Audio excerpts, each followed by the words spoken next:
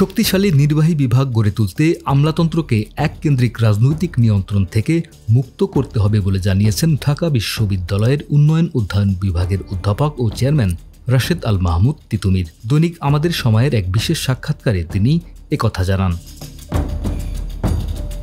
দেশের অর্থনীতি, রাজনীতি ও প্রাসঙ্গিক সমসাময়িক বিষয় নিয়েও জানান তার মতামত। জুলাই গণঅভ্যুত্থানের পর গেল এক বছরে দেশের অর্থনীতিতে কী ধরনের পরিবর্তন এসেছে, এমন প্রশ্নের উত্তরে রাশেদ আল মাহমুদ তিতুমির বিগত সরকারের কঠোর সমালোচনা করে বলেন, ২০০৮ সাল থেকে যে রাজনৈতিক পরিকাঠামো গড়ে ওঠে তা জনগণ থেকে বিযুক্ত ছিল।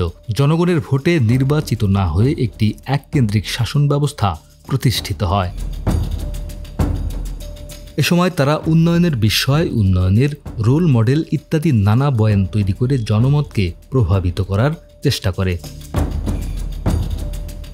তিনি আরও বলেন, যখন এই শাসন ব্যবস্থা বিদায় নেয় তখন খোলসের মতো খুলে যেতে থাকে পেন্ডোরার বাক্স।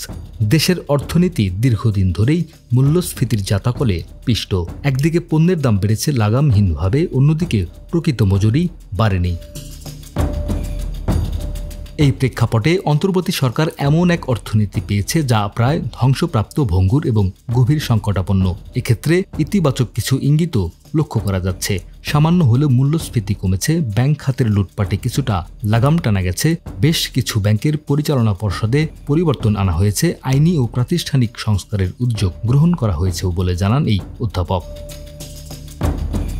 সামনের দিকে এগিয়ে যেতে হলে যুব সমাজের কর্মসংস্থান দরকার, আর কর্মসংস্থানের জন্য প্রয়োজন বিনিয়োগ। বিনিয়োগের জন্য প্রয়োজন স্থিতিশীলতা। অর্থনীতিকে পুনরুদ্ধারের ক্ষেত্রে দরকার বিনিয়োগ ও কর্মসংস্থানের বিপুল পরিকল্পনা। বান্ডেল থাকলে প্রতি সেনমানিতে টাকা বাঁচবে। বিকাশ সেনমানি বান্ডেল কিনে জিতুন প্রতি লেনদেনে। শুধু পোশাক শিল্পে নির্ভর করে চলা যাবে না। শিল্পের বৈচিত্র্যকরণ অর্থাৎ টেকসই রপ্তানি বাজার তৈরি করা খুব জরুরি বলে জানান রাশেদ আল মাহমুদ।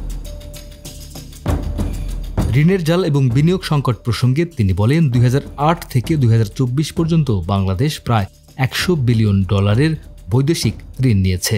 অভ্যন্তরীণ ঋণ তো আছেই।